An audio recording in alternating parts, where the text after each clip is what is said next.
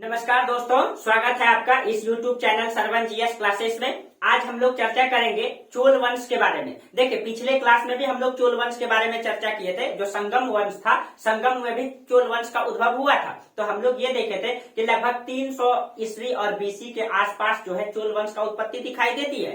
ठीक है, और हम लोग जो चर्चा किए थे संगम वंश में, उसमें भी चोल वंश था। और यहाँ पे ये जो चोल वंश है, ये 800 ईस्वी के आसपास ये इसका उद्भव दिखाई देता है। यानी उसी चोल का उद्भव जो है पुनर्उद्भव हुआ 800 ईस्वी के आसपास में। देखिए, हम लोग पिछले क्लास में चर्चा किए थे संगम वंश के बारे में, संगम वंश के बारे में। और इस संगम में हम लोग 3 वंश को पढ़े थे। इस संगम वंश में हम लोग 3 वंश को पढ़े थे। इसमें आपका चेर वंश था, इसमें आपका चोल वंश था, और इसमें आपका पांड्य वंश था।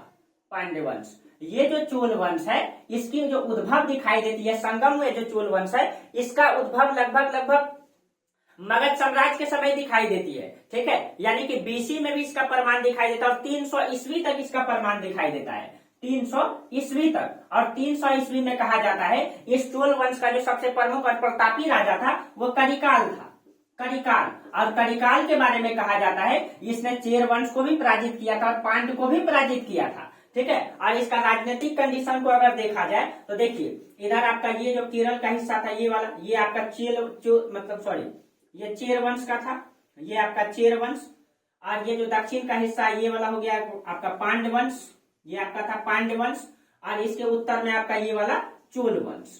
ठीक है, चोल वंश। और यही चोल वंश ने कहा जाता है ये पांड्य को भी और चेर को भी पराजित किया जब यहाँ के राजा करिकाल थे। लेकिन करिकाल के बारे में कहा जाता है दोस्तों कि ये बहुत ही योग्य था। लेकिन इसके बाद जो है जब इनकी मृत्यु हुई तो इसके बाद कोई ऐसे योग्य राजा का क्रम नहीं दिखाई देता है, और इसके बाद जो है चोल वंश का पतन दिखाई देता है। ठीक है, और यही जब इनकी पतन हो जाती है तो इसी का उद्भव 300 ईस्वी में यह समाप्त हुआ, और फिर इसी वंश का उद्भव जो है लगभग 800 ईस्वी में दिखाई देता है। ठीक है, 800 ईस्वी में। और इस बीच में योग्य राजा नहीं रहने के कारण इसका उद्भव नहीं दिखाई देता, इसका इतिहास नहीं दिखाई देता है। लेकिन 800 ईस्वी में फिर से जो है इसका पुनरुत्थान होता है। ठीक है, पुनर्उद्भव इसका दिखाई देता है। ठीक है, 800 ईस्वी में पुनर्उद्भव इसका दिखाई देता है 800 ईस्वी में। और इस समय जो चोल वंश है हम उसी को आज हम लोग चर्चा करेंगे। ठीक है, उसी को चर्चा करेंगे। ठीक है, तो यही मतलब चोल जो है फिर से इसका पुनर्उद्भव होता है, उसी के बारे में हम लोग पढ़ेंगे।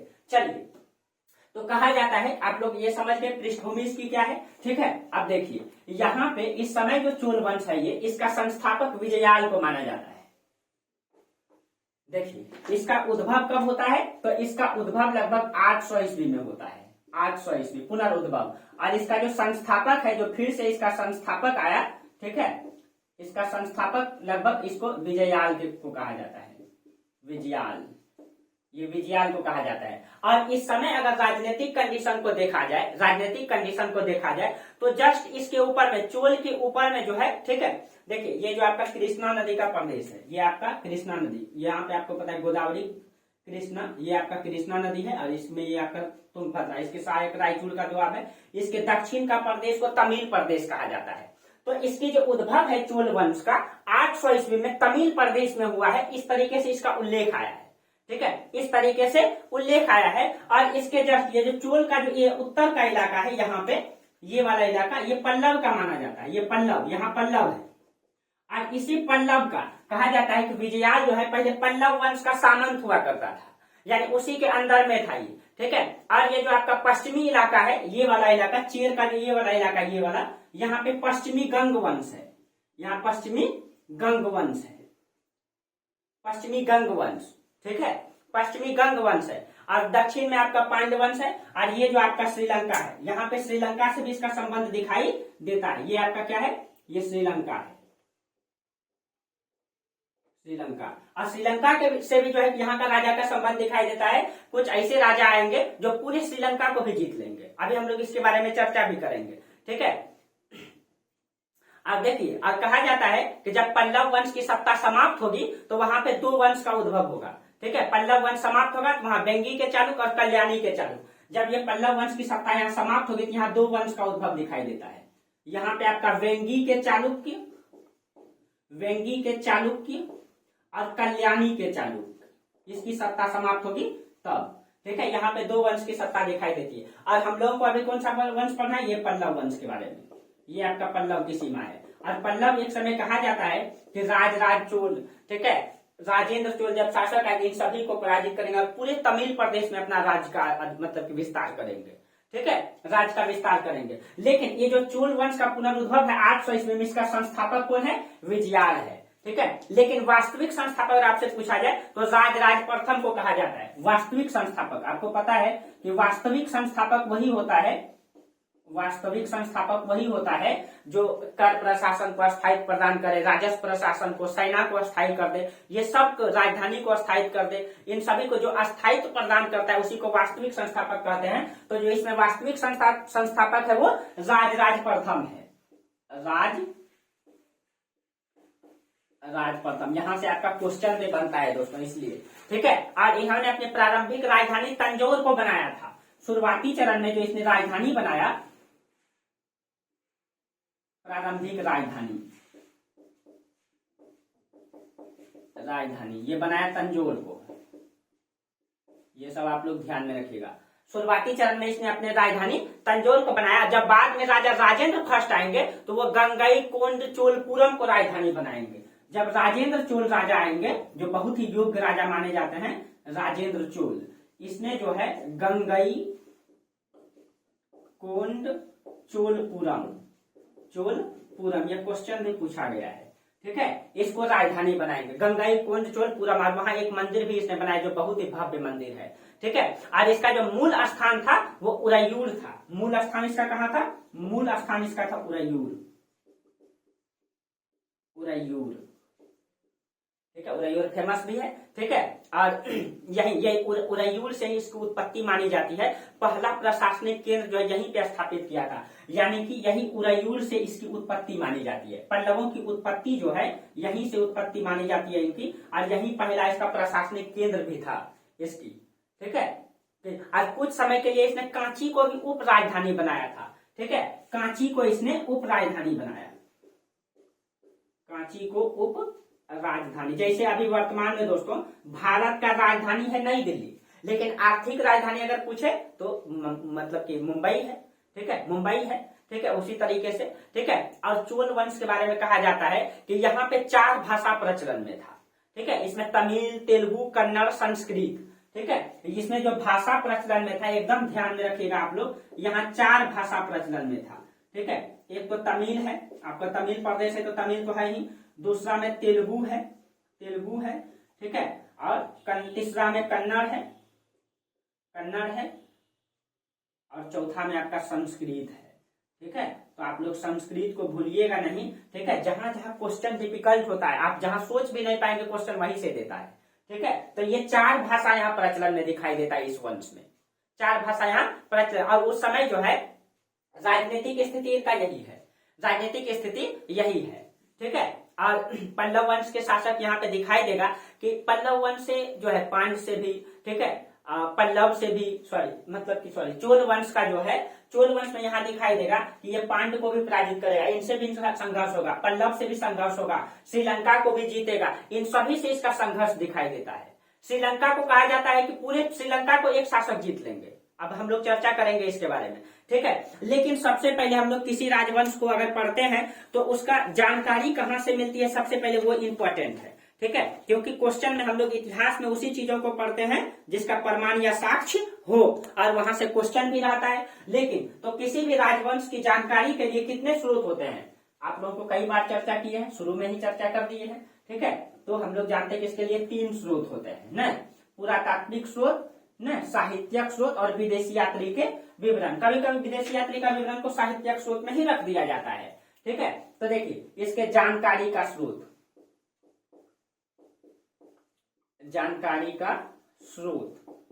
हम लोग जो है चोल वंश की जानकारी कहाँ से मिलती है, ठीक है, चोल वंश की जानकारी कहाँ से मिलती है। तो देखिए यहाँ पे सबसे पहले हो जाएगा आपका साहित्यिक स्रोत, पहले पुरातात्विक स्रोत लिख देते हैं क्योंकि वो ज्यादा है। पुरातात्विक स्रोत, पुरातात्विक मतलब जो खुदाई से प्राप्त हो न, पुरातात्विक स्रोत। दूसरा में आप लोग लीजिएगा साहित्यिक स्रोत, बहुत सारे साहित्य भी की जानकारी देती है, ठीक है, साहित्यिक स्रोत। और तीसरा में आपका विदेशी यात्री का विवरण, विदेशी यात्री का विवरण। देखिए कभी कभी विदेशी यात्री का विवरण को जो है साहित्यिक स्रोत में ही रख दिया जाता है, क्योंकि जब विदेशी यात्री आते हैं तो साहित्य तो लिखते हैं, इसलिए इनका साहित्य को कभी कभी यही डाल दिया जाता है। ठीक है, चलिए तो हम लोग पढ़ेंगे पुरातात्विक स्रोत। पुरातत्व का मतलब उस वंश के इतिहास के बारे में जो वहां से खुदाई से प्राप्त होता है। आप लोग को कई बार चर्चा कर चुके हैं इसके बारे में। मान लीजिए कि ये मतलब आपका घर का स्थान है, ठीक है, आप अपने मतलब पूर्वजों के बारे में जानकारी हासिल करना चाहेंगे तो क्या करेंगे? जानकारी, जैसे मान लीजिए आप अभी इस लेयर में जहां पे आप रह रहे हैं, ये धरातल है आपका, आप रह रहे हैं यहाँ पे, ठीक है, यहाँ आपका घर है, यहाँ रह रहे हैं। आप अपने दादाजी के बारे में जानने चाहेंगे तो वहीं पे अंदर नीचे खुदाई करेंगे। नीचे खुदाई करेंगे तो मटका मिलेगा, मिट्टी का बर्तन मिलेगा ना, स्वाभाविक है, जो दादाजी लोग उपयोग किए होंगे। किसी का हल गड़ा हुआ होगा, जो दादाजी लोग जो हल चलाते थे ना, खुरपी कुल्हाड़ी ये सब चीजें धसा हुआ मिलेगा। उससे भी नीचे जाएंगे, उससे भी नीचे परदादा के बारे में जानकारी मिलेगा। उससे भी नीचे जाएंगे तो परदादा के बाद क्या होता है? छरदादा, उसको लकड़दादा भी कहा जाता है, उनका जानकारी मिलेगा। ठीक है, तो इससे नीचे जाएंगे तो उनके बाद यानी वो क्या क्या उपयोग किए थे। उस समय प्लास्टिक नहीं देखने के लिए मिलेगा नहीं, क्योंकि उस समय प्लास्टिक बहुत कम होता था ही नहीं। ठीक है, तो जैसे जैसे नीचे जाएंगे जो आधुनिक चीजें वो नहीं मिलेगा। क्या यार इस लेयर में आप मान लीजिए आप अभी जी रहे हैं, आपके यहाँ पिताजी हो गए, मान लीजिए ये पिताजी, ये दादाजी, ठीक है, दादा, और उसके पीछे लकड़दादा, लकड़ दादा। क्या यहाँ मोबाइल का प्रमाण मिलेगा धसा हुआ? नहीं मिलेगा, क्योंकि उस समय मोबाइल था ही नहीं। तो यहाँ मिट्टी के अंदर में कभी मोबाइल नहीं मिल सकता है ना, यानी जो चीजें उन्होंने उपयोग किया मिट्टी के अंदर में वही चीजें धसा हुआ मिलेगा। तो पुरातात्विक स्रोत में उसी चीजों को हम लोग निकालते हैं। जब खुदाई किया जाता है लेयर बाय लेयर, ठीक है, तो इन सब चीजों का प्रमाण मिलता है। वहां से मिट्टी का बर्तन मिल गया, अभिलेख मिल गया, उन लोगों ने जो सिक्का इस्तेमाल किया था वो मिल गया। तो आज भी आप करेंगे, अपने इतिहास को जानना चाहें तो इस तरीके से हो सकता है। कभी कभी आप लोग के यहाँ कुआं खुदाई होता होगा तो इस तरीके से होता भी होगा।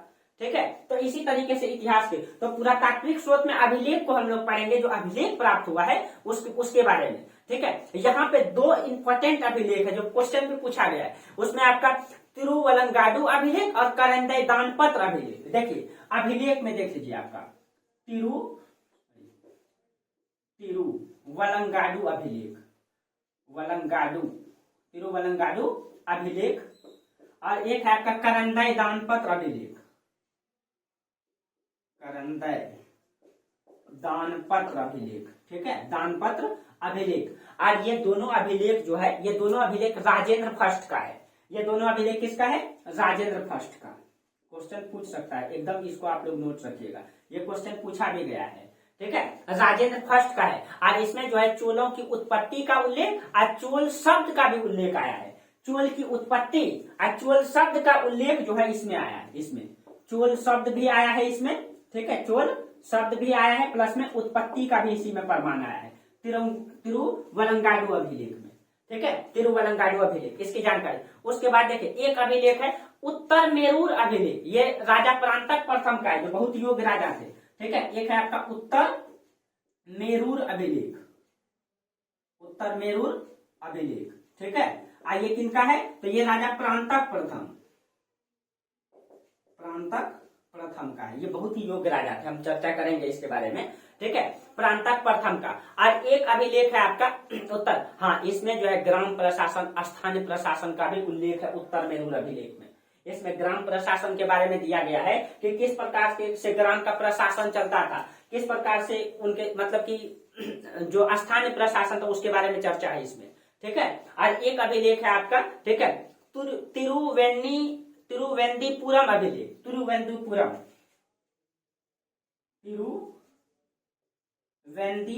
अभिलेख, तिरुवेंदीपुरम अभिलेख।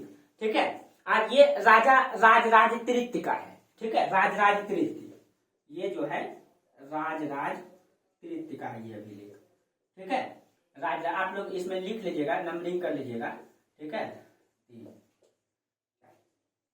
देखिए उसके बाद एक अभिलेख है मणिमंगलम अभिलेख, राजराज प्रथम का है मणिमंगलम अभिलेख, बहुत इंपॉर्टेंट है, आप लोग इसको नोट कर लीजिएगा। मणिमंगलम अभिलेख, मणिमंगलम। ठीक है, ये आपका राजराज तृतीय का है। मणिमंगलम जो है, सॉरी, राजराज प्रथम का है ये राजराज प्रथम, राज प्रथम का है। ठीक है, राजराज प्रथम का है। ठीक, उसके बाद एक अभिलेख है इसमें तक्कोलम अभिलेख, ये आदित्य प्रथम का, इधर लिख देते हैं तक्कोलम, तक्कोलम अभिलेख, ये आदित्य प्रथम का है, आदित्य प्रथम जो चोल वंश के राजा थे आदित्य प्रथम, इसका है। ठीक है, और कहा जाता है इस अभिलेख में बहुत ही इंपॉर्टेंट चीजें जो भौगोलिक या साइंस से संबंधित है, सूर्य ग्रहण का उल्लेख आता है। ठीक है, इसमें आपका जो है सूर्य ग्रहण का उल्लेख आता है, सूर्य ग्रहण का। ठीक है, और जो साइंस से कहीं कहीं संबंधित है तो कहीं कहीं उन लोगों को उस समय जानकारी था इनके बारे में, इसके बारे में जानकारी था। ठीक है, तो इसमें सूर्य ग्रहण का उल्लेख आता है। देखिए पुरातात्विक स्रोत में ये अभिलेख हो गया दोस्तों। ठीक है, और इसमें सिक्का भी तो प्राप्त होता है, तो पुरातात्विक स्रोत को भी तो हम लोग दो भागों में बांटते हैं, एक तो हो जाता है अभिलेख, हम लिखना भूल गए, और एक होता है आपका सिक्का। सिक्का इसमें कई सारा चीजें हो सकता है, अभिलेख हो सकता है, सिक्का हो सकता है, मृद भांड हो सकता है न, मतलब कि भवन हो सकता है, कुछ भी हो सकता है। तो हम लोग देखिए इसमें सिक्का भी प्राप्त हुए हैं। ठीक है, कहा जाता है कि यहाँ से जो मुद्राएं प्राप्त हुई, जो सिक्का प्राप्त हुए चोलों की मुद्रा को कासू कहा गया है, कासू। तो देखिए यहाँ से जो मुद्रा प्राप्त हुए हैं इसके चोल की मुद्रा को क्या कहा गया है, कासू कहा गया है, कासू। एक सेकंड दोस्तों,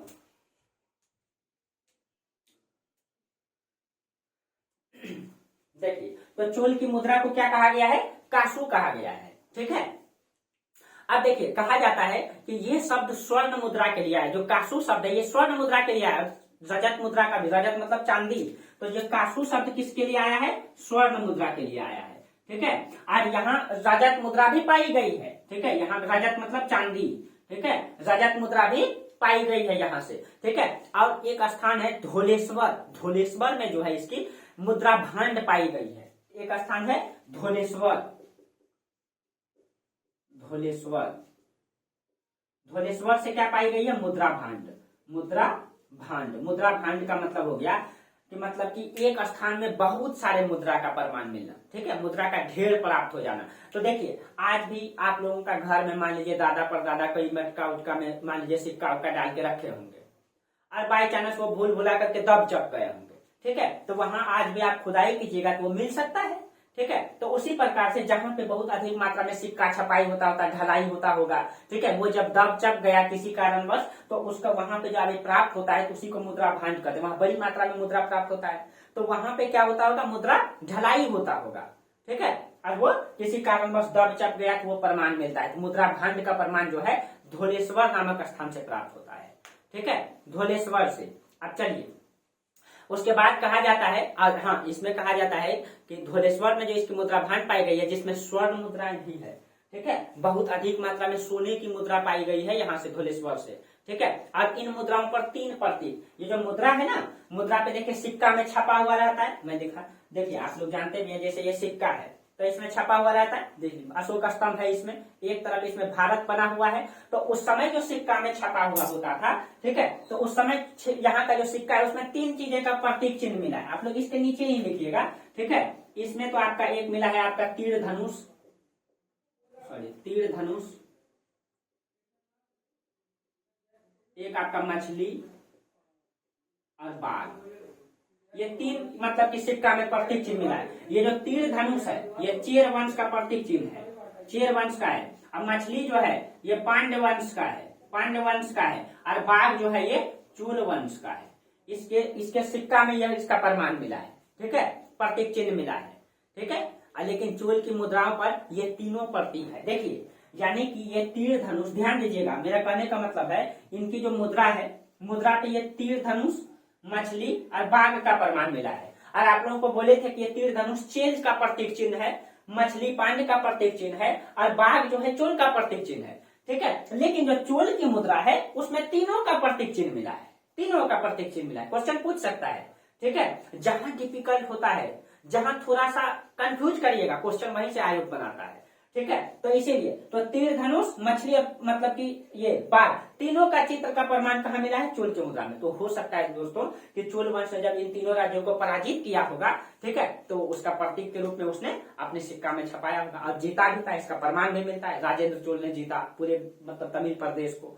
ठीक है, तो इसका प्रमाण मिलता है। ठीक है, और कहा जाता है कि राजराज प्रथम की मुद्रा पर जो है इसकी उपाधि मुरलीधर मिला है। ठीक है, ध्यान दीजिएगा, राजराज यहां से क्वेश्चन बन सकता है। जो राजराज प्रथम है, राजा राजराज प्रथम, अब इसकी जो उपाधि मिला है इसकी सिक्का में, ये मुरलीधर मिला है। मुरलीधर, आपको पता है कि मुरलीधर कृष्ण भगवान को कहते हैं, कृष्ण भगवान को कहते हैं, या फिर कृष्ण भगवान को या विष्णु भगवान को कहा जा सकता है, ठीक है, संबंधित है उससे, लेकिन इनकी उपाधि मिला है। जबकि ये राजा जो है, ये मतलब चोल वंश के राजा शैव धर्म को मानते हैं, ये शैव धर्म अवलंबी हैं, लेकिन इसके प्रतीक चिन्ह में मुरलीधर मिलता है। तो यहां भी क्वेश्चन पूछ सकता है, ये पूरे राजवंश शैव धर्म को मान रहे हैं, लेकिन इनकी उपाधि मुरलीधर है, जो किससे संबंधित है, कृष्ण जी से संबंधित है, ठीक है। तो ये ध्यान में रखना है आप लोगों को, ठीक है। ये इनकी पुरातात्विक स्रोत में सिक्का और अभिलेख इनकी जानकारी का स्रोत है, ठीक। अब हम लोग आते हैं साहित्यक स्रोत में, ठीक है, साहित्यक स्रोत।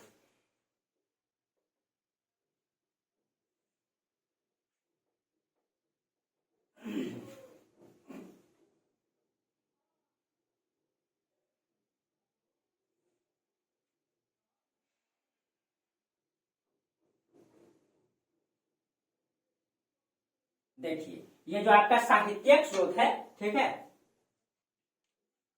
साहित्यक स्रोत में कौन कौन सा साहित्य का प्रमाण मिलता है, ठीक है। साहित्यक स्रोत में देखिए कौन कौन सा साहित्य का प्रमाण, इसमें देखिए लेखक एक तरफ लिखेगा, एक तरफ पुस्तक का नाम लिखेगा। एक लेखक है जयगुंदार, जयगुंदार ने एक पुस्तक लिखी है कलिंगकत्तुपर्णी, कलिंगकत्तुपर्णी, यहाँ पे थोड़ा डिफिकल्ट है, ठीक है। तो एक तरफ आप लोग क्या करेंगे, एक तरफ लेखक का नाम लिखिएगा, ठीक है, लेखक, और इनके जो पुस्तक लिखी गई एक तरफ लिखिएगा, पुस्तक, ठीक है। तो एक लेखक है जयगुंदार, जयगुंदार, ठीक है। इनकी जो पुस्तक है कलिंगकत्तुपर्णी, कलिंगकत्तुपर्णी, ये कलिंगकत्तु न, ये एक ही होगा, कलिंगकत्तुपर्णी ये है, ठीक है। और एक है सेक्किलार, सेक्किलार ने लिखा है पेरिय पुराणम, ठीक है। एक लेखक है सेक्किलार, सेक्किलार, इसने कौन सा पुस्तक लिखी है, पेरिय पुराणम, सेक्किलार का पेरिय पुराणम, ये साहित्यक स्रोत में इनकी जानकारी का स्रोत है, ठीक है। और बुद्ध मित्र का जो है, बुद्ध मित्र का बीरे सोलिय, बीरे सोलिय, बुद्ध मित्र का बीरे सोलिय, बीरे सोलिय, ठीक है। ये तीनों साहित्यक जो है बहुत ही महत्वपूर्ण है, ये तीनों साहित्य बहुत महत्वपूर्ण है इसकी जानकारी के लेकर के, ठीक है। विदेशी यात्री, इस समय एक व्यक्ति का प्रमाण आता है जो चीन से आया था, ठीक है, चाउ जी कुआ, चाउ जी कुआ, चाउ जी कुआ, ये चीन से आया था, ठीक है। और जब चाउ जी कुआ आया था तो ये कहा जाता है चाउ जी कुआ ये चीनी यात्री था, और भारत का न्याय व्यवस्था का ये बेहद तारीफ करते हैं, ठीक है, तारीफ करते हैं। इसने एक पुस्तक लिखी है चू फान चून, इनकी पुस्तक कौन सा है, चाउ जी कुआ का पुस्तक है चू फान चीन, चू फान चीन। और इस पुस्तक में इसने जो है भारत का न्याय व्यवस्था का ये तारीफ करते हैं, ठीक है। यहाँ का न्याय व्यवस्था बेहद ही तारीफ है। और याद कीजिए मेगास्थनीज भी न्याय व्यवस्था का तारीफ करते हैं। वो क्या कहते थे, वो कहते थे कि मगध में किसी भी साम्राज्य के किसी घर में ताला नहीं रखते, इसका मतलब जो है चुस्त दुरुस्त प्रशासन रहा होगा, ठीक है, ताला नहीं रखते इसका मतलब प्रशासन चुस्त रहा होगा, ठीक है। तो ये भी यहाँ के न्याय व्यवस्था का तारीफ करते हैं, ठीक है। तो इनसे ये पता चलता है कि कहीं न कहीं चोल साम्राज्य जो है समृद्ध रहा होगा दोस्तों, ठीक है, चोल साम्राज्य समृद्ध रहा होगा। अब चलिए, अब हम लोग आते हैं, ये आपका साहित्यक स्रोत और पुरातात्विक स्रोत और विदेशी यात्री का विवरण जानकारी का स्रोत हो गया। अब हम लोग आते हैं चोल वंश का राजनीतिक इतिहास में, ठीक है, राजनीतिक इतिहास में हम लोग आते हैं।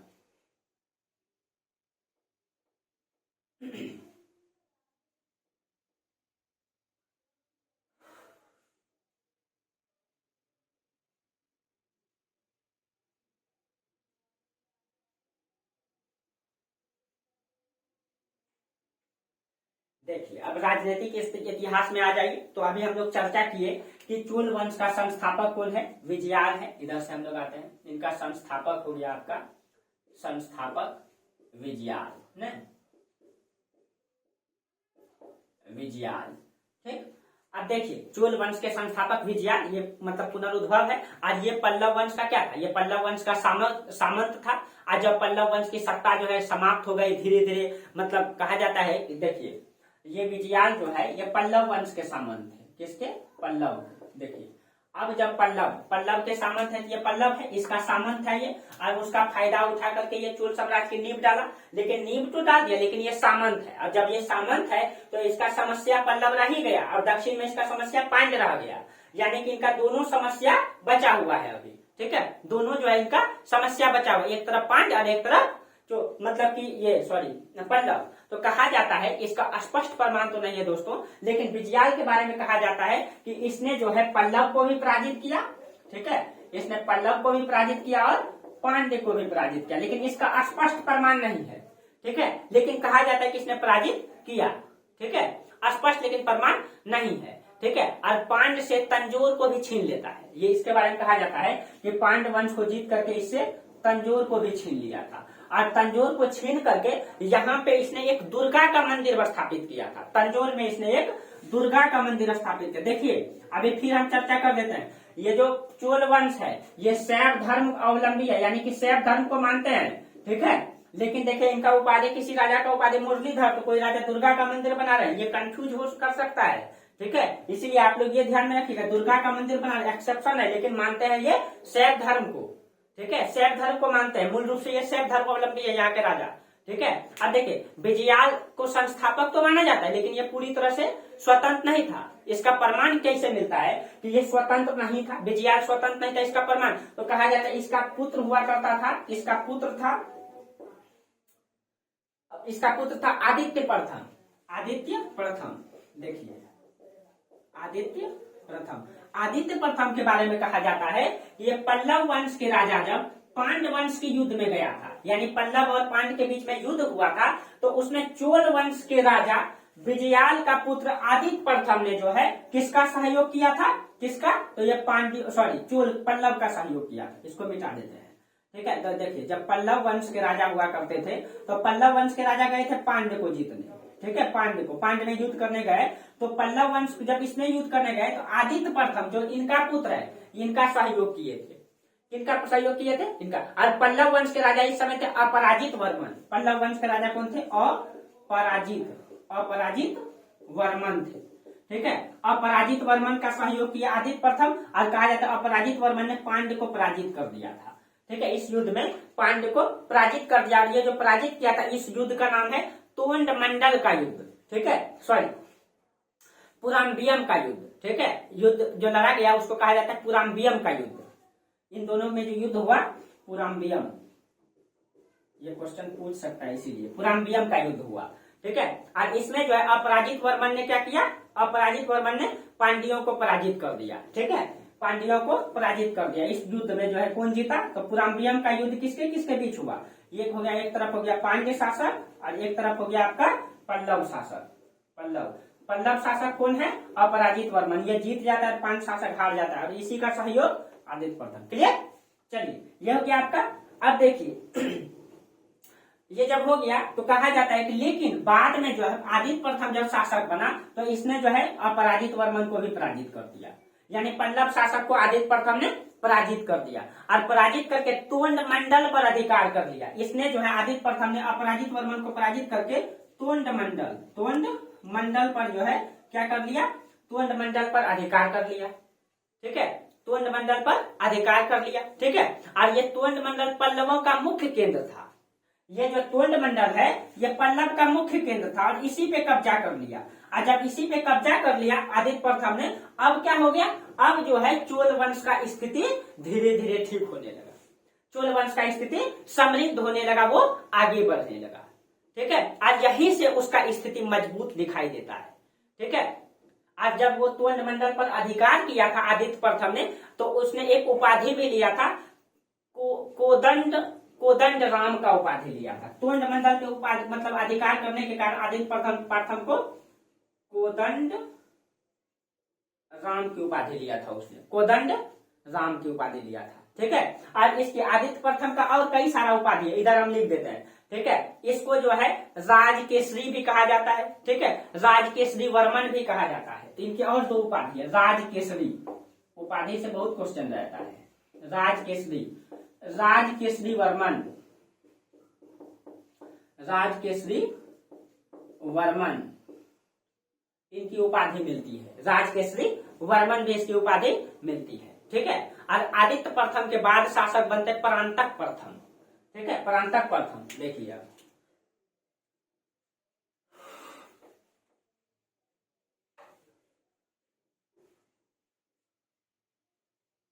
देखिए आदित्य प्रथम के बाद परांतक प्रथम,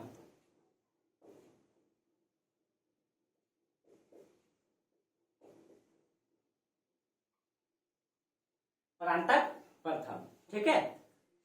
अब देखिए परांतक प्रथम की जो उपाधि है, ठीक है, उसमें आपका मधुरांतक किसको कहा गया, इनको मधुरै कुंड कहा गया, इनको वीर नारायण कहा गया है, ठीक है। इनकी उपाधि पहले चर्चा कर लेते हैं, मधुरांतक, इनकी उपाधि है मधुरांतक, इसकी दूसरी उपाधि है मधुरै कुंड, मधुरै कुंड, इसकी तीसरी उपाधि है वीर नारायण, वीर नारायण, ठीक है। ये परांतक प्रथम की उपाधि है, वीर नारायण। इसके बाद इसको जो है वीर वत्सल भी कहा गया है, वीर चोल भी कहा गया है, ठीक है, वीर वत्सल, वीर वत्सल, इसको वीर चोल भी कहा गया है, वीर चोल। अब किसी भी राजा के बारे में उसकी जानकारी उनकी उपाधि से ही स्पष्ट हो जाती है कि कहीं कहीं राजा जो है बहुत ही योग्य है, बेहद योग्य है, क्योंकि वो बड़ी बड़ी उपाधि ले रही है। बड़ी बड़ी उपाधि कब लेता है, जब वो बड़ी बड़ी चीजों को हासिल करता है। आप बड़ी बड़ी उपाधि कब लेते हैं, पहले बीए मैट्रिक किए, मैट्रिक पास हो गए, एकदम सर्टिफिकेट मिल गया, उसके बाद इंटर कर लिए, आईएससी किए तो बहुत अच्छा भाई, आईएससी का डिग्री लिए है, आईए किए तो आईए थोड़ा कम वैल्यू देता है, आईकॉम के थोड़ा सा ज्यादा वैल्यू देता है। समाज की ऐसी मान्यता है दोस्तों, ये सच नहीं है। सच तो ये है कि अध्ययन सबसे बहुत इंपॉर्टेंट चीजें हैं, ठीक है, इंपॉर्टेंट। आप किसी भी सब्जेक्ट को लेकर के अगर आप ईमानदारी से मेहनत करेंगे तो वही सब्जेक्ट आपको आगे लेकर के जाएगा। कोई जरूरी नहीं है कि हम आईएससी करें, आईकॉम करें, कोई जरूरत नहीं है। किसी भी सब्जेक्ट को लेकर के गहरा अध्ययन कीजिए, वही आपको आगे लेकर के चल जाएगा, ठीक है। बस उसकी ईमानदारी पूर्वक करेंगे तो वही चीजें हैं। जब हम बीए ग्रेजुएट हो जाते हैं तो हम लोगों को प्रतिष्ठित का डिग्री मिल जाता है, हम प्रतिष्ठा ग्रहण कर लिए। एमए हो जाता है, मास्टर डिग्री मिल जाता है, पीएचडी हो जाता है, फिलोसफी से डिग्री मिलता है न, पीएचडी तो उसमें फिलोसफी का डिग्री मिलता है न, डॉक्टर ऑफ फिलोसफी कहा जाता है उनको। तो इसी तरह तो जैसे जैसे हम आगे बढ़ते जाते उपाधि में हमको क्या होता है, बढ़ते जाता है। एक प्रकार से वो डिग्री हुआ, उपाधि तो हम ले नहीं सकते हैं, मतलब एक प्रकार। तो उसी तरह कहीं कहीं राजा बड़ी बड़े काम को करते होंगे तब तो उनकी उपाधि बड़ी बड़ी दिखाई देती है। इसका मतलब राजा की योग्यता उनकी उपाधि से ही स्पष्ट हो जाती है, ठीक है, उनकी उपाधि से ही। और इनके बारे में कहा जाता है इसने एक युद्ध किया था, बेल्लोर का युद्ध लड़ा था ये, ठीक है, पांड्य वंश से लड़ा था ये, ठीक है, ये पांड्य वंश से, दक्षिण में पांड्य वंशों से एक युद्ध लड़ा था, बेल्लोर का युद्ध, बेल्लोर का युद्ध, ठीक है। ये किससे लड़ा था, ये हुआ था, ये हो गया आपका चोल शासक और ये पांड्य से, ठीक है, पांड्य के बीच से हुआ था। इसमें पांड्य शासक जो है, पांड्य शासक मदद लिया था श्रीलंका से, याद रखिए, श्रीलंका को मदद किया पांड्य, मतलब श्रीलंका ने मदद किया पांड्य को। लेकिन फिर भी कहा जाता है कि दोनों की सम्मिलित सेना को, तो पांड्य को कौन मदद किया था, श्रीलंका, तो दोनों की सम्मिलित सेना को चोल शासक जो है परांतक प्रथम ने पराजित कर दिया था। और इससे स्पष्ट हो जाता है कहीं कहीं बेहद योग्य शासक रहे होंगे परांतक प्रथम, ठीक है, परांतक प्रथम, ठीक है। और इसमें कहा जाता है कि राष्ट्रकूट वंश को भी पराजित किया था, ठीक है, इसने जो है इस क्षेत्रों में राष्ट्रकूट वंश था, ठीक है, तो इसने राष्ट्रकूट को भी पराजित किया, राष्ट्रकूट को भी इसने पराजित किया था, ठीक है, राष्ट्रकूट को भी पराजित किया था। अब देखिए कहा जाता है कि ये पूर्ण रूप से ये शैव धर्म को मानते थे, हम लोग कई बार चर्चा किया। और इसने जो है चिदम्बरम के एक स्थान है, आपको पता है, ये शैव धर्म को मानते हैं, ठीक है। और इसने जो है कहा जाता है इसके पास इतनी इनकी उपलब्धि का पता ऐसे भी चलता है, इसने चिदम्बरम में एक से मंदिर था, चिदम्बरम के ये शैव मंदिर है दोस्तों। ये शैव मंदिर में कहा जाता है कि स्वर्ण भरवा दिया था, स्वर्ण किया क्या था, भरवा दिया था। इसका मतलब है कि इनके साम्राज्य में जो है समृद्धि रही होगी, ये बेहद ही समृद्ध रहा होगा, सभी राजाओं को पराजित करके ये उपजाऊ क्षेत्र पे कब्जा किया होगा, व्यापार जो है विदेशी से जो है बहुत समृद्ध रहा होगा, और इस कारण से इसने मंदिर में स्वर्ण भरवा दिया था, सोना से मंदिर को भर दिया था। इसका मतलब राजा अगर भगवान के प्रति जो है कि पूर्ण रूप से समर्पित होंगे, और इसी कारण से मंदिर में पूरा स्वर्ण भरवा दिया था। और इससे जो है इसकी आर्थिक अर्थव्यवस्था का पता चलता है, इसका अर्थव्यवस्था का पता चलता है, इनकी अर्थव्यवस्था जो है बहुत मजबूत है, ठीक है। और इसका मतलब यह है कि इसकी राजनीतिक स्थिति भी बहुत मजबूत है। और इसके दरबार में कहा जाता है एक भास्कराचार्य रहते थे, वेंकट माधव, ठीक है, वेंकट माधव, ये ऋग्वेद पर भाष्य लिखा, भाष्य मतलब टीका, ठीक है। इसके दरबार में एक भास्कराचार्य रहते थे, वेंकट माधव, वेंकट माधव। और वेंकट माधव के बारे में कहा जाता है कि इसने जो है ऋग्वेद पर टीका लिखा था, ऋग्वेद पर, ठीक है, ऋग्वेद पर यह टीका लिखा था। और इसने अपने काल में जो है 2 यज्ञ करवाया था, बहुत ही योग्य है शासक ये, ठीक है। इसीलिए इसकी कार्य को बहुत बड़ी मात्रा में दिखाई देता है, 2 यज्ञ करवाया था, इसको भूलिएगा नहीं दोस्तों, ठीक है, बेहद इंपॉर्टेंट है। इसमें आपका हेममार यज्ञ और तुला गर्भ यज्ञ, ठीक है, हेममार ये बड़ा बड़ा यज्ञ होता था, ठीक है, हेममार यज्ञ और तुला गर्भ यज्ञ, तुला गर्भ यज्ञ, ठीक है। देखिए इसमें मतलब कि बहुत सारा कर्मकांडीय चीज भी है दोस्तों, ठीक है, थोड़ा हमको ध्यान से उतर गया है, लेकिन इसमें जो है कि लगभग 11 मनुष्यों की भी शायद बलि दिया जाता था, ठीक है। तुला गर्भ यज्ञ में 25 बोझ का निर्माण किया जाता है, थोड़ा ध्यान से उतर गया है, आप लोग इसको सर्च मार के देख लीजिएगा एक बार, ठीक है। कई प्रकार का आप लोगों को पता है कि अश्वमेध यज्ञ होता है जिसमें घोड़ा छोड़ा जाता है, न राजसूय यज्ञ होता है, मतलब हेममार यज्ञ होता है, तुला गर्भ यज्ञ होता है, इसमें अलग अलग कर्मकांडों को जन्म दिया जाता है, बहुत अधिक मात्रा में धन संपत्ति खर्च होता है, लंबे समय तक चलता है। और आज भी हमारे समाज में जो है कि यज्ञ संपादन होता है, ठीक है, कीर्तन भजन ये सब चीजें होता है मंदिरों में, न अभी शिवरात्रि का समय है और शिवरात्रि में भी कई स्थान में होता है, ठीक है। तो उसी प्रकार से ये उसी समय से चलते आ रहा है, ठीक है, उसी समय से ये चलते आ रहा है, ठीक है। और कहा जाता है परांतक प्रथम के बाद जो है फिर से जो है राजा का कमजोर क्रम दिखाई देता है, ठीक है, राजा का कमजोर क्रम दिखाई देता है। कहा जाता है कि परांतक प्रथम का बाद स्थिति कमजोर क्यों हुआ दोस्तों, कभी कभी कहा जाता है दोस्तों योग्यता भी, ठीक है, कभी कभी योग्य व्यक्ति भी हार जाता है, ठीक है, योग्य व्यक्ति भी कभी कभी हार जाता है, हिम्मत टूट जाता है योग्य व्यक्ति का, ठीक है, जब उनके अपने ही उनके साथ छोड़ देते हैं। इसीलिए दोस्तों अपने की बहुत जरूरत होती है। आपके साथ अगर अपने परिवार आपके साथ मजबूती से खड़ा है तो आप कभी हार नहीं सकते हैं, कभी हार नहीं सकते हैं, ठीक है। अगर आपके पास उतनी क्षमताएं हैं, हिम्मत है और आपके पास हौसला है और आपके परिवार आपके साथ है तो आप कभी नहीं हारेंगे। आपके अपने अगर आपके साथ है तो कभी नहीं हारेंगे, ठीक है। मतलब लोग दोस्तों दुनिया से तो जीत जाता है लेकिन अपनों से ही हार जाता है, ये सांसारिक नियम है, ठीक है। दुनिया से तो जीत जाता है लेकिन अपनों से ही हार जाता है, ये संसार का नियम है दोस्तों, ठीक है। तो इसीलिए कहा जाता है कि परांतक प्रथम के बाद स्थिति कमजोर दिखाई देता है।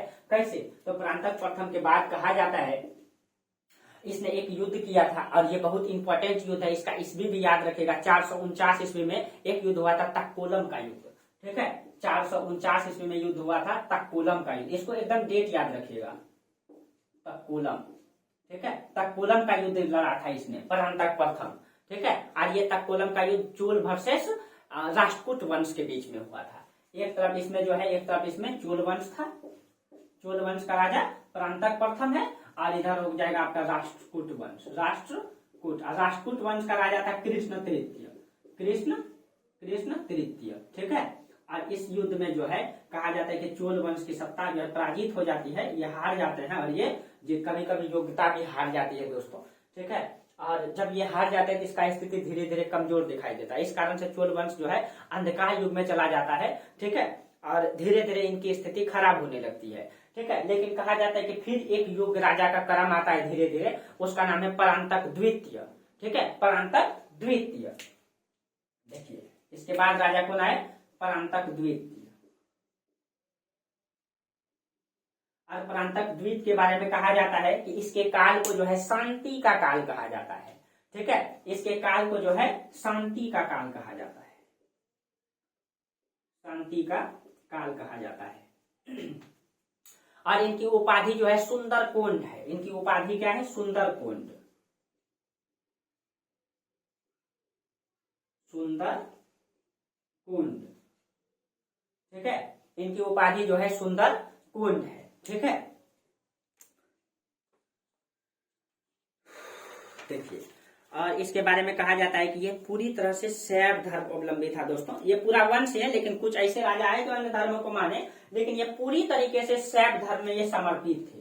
ये जो है शैव धर्म को पूर्ण रूप से ये समर्पित थे, ठीक है। और इनकी पत्नी का नाम आता है लिब्ना देवी, ठीक है। इनकी पत्नी का नाम आता है इसमें, उसका नाम क्या था? लिब्ना देवी,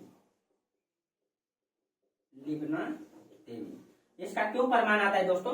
कहा जाता है कि ये परांतक द्वित के मरने के बाद ये सती हो गई थी, ठीक है। जब परांतक द्वित की मृत्यु हुई थी उसके बाद ये सती आप लोग जानते हैं दोस्तों, जब पति की मृत्यु हो जाती थी तो पत्नी को जो है, ठीक है, उसी चिता में जिंदा ही बैठा दिया जाता था, ठीक है। और उसके जांग पे पति का सर को रख करके जिंदा जला दिया जाता था। ये सती प्रथा था, कहीं के कर्मकांडीय चीज था दोस्तों, ऐसा नहीं होना चाहिए था, ठीक है। लेकिन हमारी परंपरा रही है, ठीक है। तो इसी कारण से तो ये सती हो गई थी, इसीलिए इसका नाम आता है इसमें, ठीक है। और इसके बाद मतलब कि एक राजा आता है उत्तम चूल, ठीक है। इनके बाद राजा आता है उत्तम चूल, उत्तम चूल। अब धीरे धीरे योग्य राजाओं का क्रम आएगा, और जिस कारण से फिर चोल साम्राज्य वही स्थिति। और चोल वंश में इसी राजा का स्वर्ण मतलब और रजत मुद्रा पाई गई, याद रखिएगा।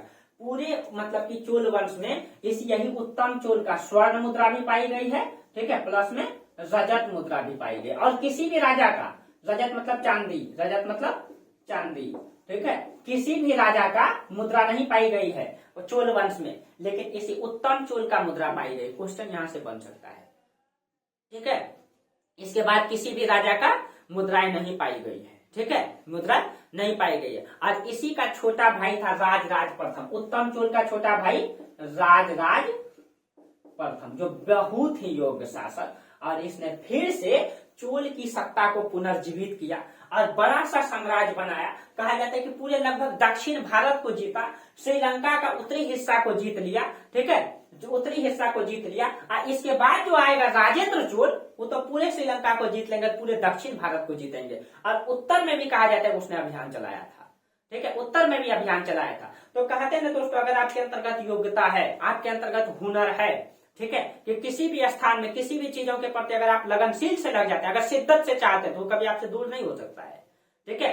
अगर आप किसी भी चीज को शिद्दत से चाहते हैं, उसके प्रति लगनशीलता दिखाते हैं, तो वो आपसे कभी दूर नहीं हो सकता है, ठीक है, कभी दूर नहीं हो सकता है। बस आपके अंतर्गत कितनी लगनशीलता है उस चीजों के प्रति, जिस चीजों के प्रति आप लगे हैं, जो भी आपका एम है दोस्तों, ठीक है। अगर आप उन चीजों को शिद्दत से चाहेंगे तो वो कभी आपसे दूर नहीं हो सकता है, ठीक है। सांसारिक नियम है दोस्तों, कोई सब दिन संसार का ये नियम है, जो भी व्यक्ति आए एक न एक दिन जरूर जाएगा, ठीक है, जरूर जाएगा। लेकिन हम अपने कर्तव्य से, ठीक है, हम अपने कर्तव्य से हम इस समाज में एक नई चीजों को दर्शा सकते हैं, ठीक है। हर व्यक्ति आते हैं जाते हैं दोस्तों, लेकिन जो आपका सम्मान है वो जिंदगी भर रह जाता है, ठीक है। आपकी सम्मान जिंदगी भर रह जाता है। गांधी जी भी आए, वो भी गए, भगत सिंह भी आए, वो भी गए, सुभाष चंद्र बोस भी आए, वो भी गए, ठीक है।